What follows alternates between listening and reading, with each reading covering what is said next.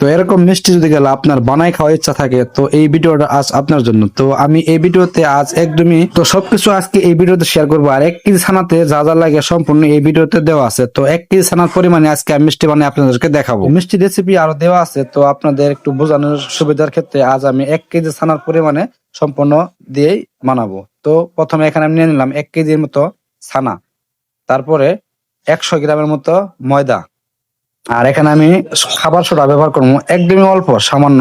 তো 1 চামচের 4 ভাগের 1 ভাগ, আর একটু কম, কারণ ছানাটা আমার একটু বাসে ছিল, যেমন 4-5 ঘন্টা ফ্রিজে ছিল, সেক্ষেত্রে একটু সোডাটা কমই লাগে। তো যাই হোক, এখন সবকিছু দেওয়া শেষ হলে এটাকে সুন্দরভাবে আমি মারিয়ে নেবো। তো আমি ছানাটা আমি একটু ফ্রিজে রাখছিলাম, 5-7 ঘন্টা ফ্রিজ করছি। তো ছানাটা ফ্রিজ 5-7 ঘন্টা কিনলে কি হয়, মিষ্টিটা অনেক সুন্দর হয়, মিষ্টিটা ভালো হইতে চায়। তো তার জন্যই একদম টাটকা ছানা থেকে একটু হালকা একটু বাসি করলে, ছানাটা 4-5 ঘন্টা ফ্রিজ করলে মিষ্টিটা অনেক সুন্দর হয় আর ভালো হয়। তো যাই হোক, এটা আমি 4-5 ঘন্টা ফ্রিজ করছিলাম। তো ফ্রিজ করার পরে এটা আমি কাজ করতেছি। তো মোটামুটি এটা আমি আমার দোকানের যে মিষ্টি বানাবো, তো দোকানের সাইজ করে এটা আমি সুন্দরভাবে কাইটে নিব।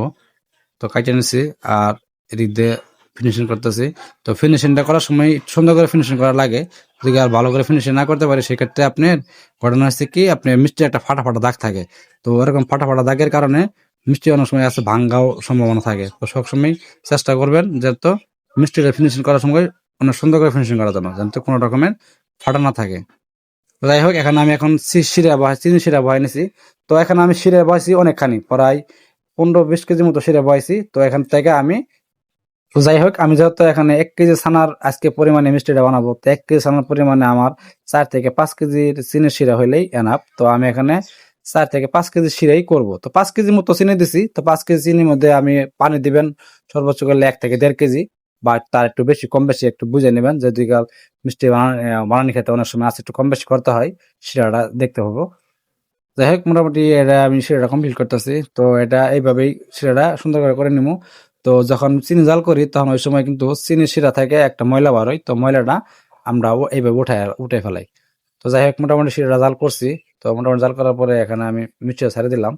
তো মিষ্টি ছাড়ার পরে একটা জিনিস খেয়াল রাখবেন, একটু জালের পরিমাণটা একটু বেশি দেওয়ার চেষ্টা করবেন, যাতে মিষ্টিটা সঙ্গে সঙ্গে ডাইকা যায়।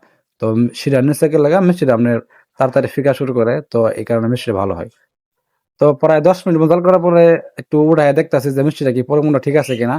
তো একটা জিনিস এখানে বুঝলাম যে না, শিরাটা একটু ঘন ছিল, তার জন্যই আপনার মিষ্টিটা পরিপূর্ণভাবে ফিকতে পারে নাই। তার জন্য আমি অল্প 1/2 কেজির মতো একটু পানি ব্যবহার করলাম, পানিটা ব্যবহার করে শিরাটা পাতলা করে দিলাম। সেক্ষেত্রে এই কারণে করলাম, যাতে একটু মিষ্টিটা তাড়াতাড়ি ফিকে। তো অন্য সময় যদি দেখেন যে মিষ্টি ছাড়ার পরে শিরাটা ঘন হয়ে গেছে, সেক্ষেত্রে এই কাজটা করতে পারেন। আবার যদি দেখেন যদি শিরা ছাড়ার পরে কিছুক্ষণ পরে আপনার মিষ্টি অতিরিক্ত ফিকে গেছে তাহলে বুঝবেন যে না, শিরা পাতলা হয়েছে। সেক্ষেত্রে একটু চিনি চিনি মিক্স করে দেবেন। তো যাই হোক, মোটামুটি আমি আরো প্রায় 20 মিনিট জাল করছি। তো 20 মিনিট জাল করার পরে এখন মোটামুটি শিরাটা আপনার আমার মিষ্টিটা আপনার বরাবরই মোটামুটি হয়ে গেছে। তো এখন আমি পানি খাওয়াই নিবো। তো পানি খাওয়াইমো এইভাবে আস্তে আস্তে আস্তে সুন্দরভাবে এভাবে পানিটা খাওয়াই নিবো। তো পানিটা খাওয়ামো, অনেক সময় দেখা গেছে কি পানি মিষ্টি কতটুকু খায় এটা বলা যাবে না। তো অনেক সময় এটা আপনি বুঝতে হবে যে মিষ্টি পানি খাবার আগ পর্যন্ত পানি খাওয়াইতে হবে। তো পানি মিষ্টি কতটুকু পর্যন্ত খাবে এটা কিভাবে বুঝবেন, তো আমি বোঝাতেছি। তো যেমন মনে করেন যে এখন মিষ্টিটা কিন্তু শিরার উপরে ভাসতেছে।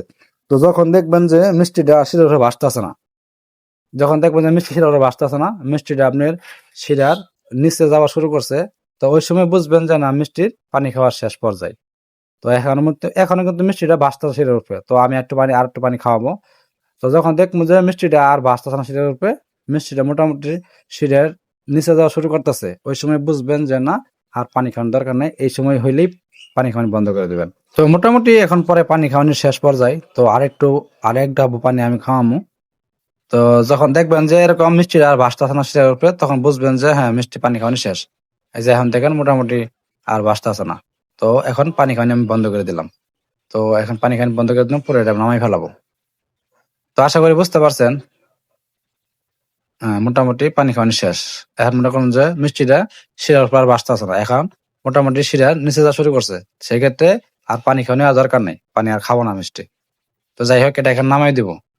তো পানি খাওয়ানোর পরে আর ওরকম অতিরিক্ত জাল দিয়ে মিষ্টি বলক তোলা দরকার নাই। যদি অতিরিক্ত জাল দিয়ে বলক তুলে, সেক্ষেত্রে মিষ্টি ভাঙার সম্ভাবনা থাকে। তো সেক্ষেত্রে আমি আর জাল দেবো না, হালকা জালের উপরে আমি মিষ্টি নামাই ফেলাবো। তো মোটামুটি আশা করি মিষ্টিটা আমার পারফেক্টই হয়ে নামছে। তো পারফেক্ট মিষ্টি হইলে আপনার 1 কেজি মিষ্টিতে প্রায় 4 থেকে 4.5 কেজি মিষ্টি আসবো। তো মোটামুটি আশা করি যে খুব সুন্দর একটা পারফেক্ট মিষ্টি হয়েছে। তো আপনারা বাসায় ট্রাই করলে অবশ্যই আমার টিপসটা ফলো করবেন, আর যে কেউগুলা যেভাবে বলছে এইভাবে ট্রাই করবেন, অবশ্যই আশা করি সুন্দর মিষ্টি নামবো। তো মোটামুটি দেখেন খুব সুন্দর একটা মিষ্টি হয়েছে। তো যাই হোক, রেসিপিটা কেমন হলো অবশ্যই একটা লাইক একটা শেয়ার দিয়ে যাবেন। আর তো প্রতিনিয়ত এরকম টিপস আমি এই পেজের মাধ্যমে শেয়ার করবো আপনাদের সাথে। তো চাইলে আমার পেজটা ফলো দিয়ে রাখতে পারেন। সবাইকে ধন্যবাদ।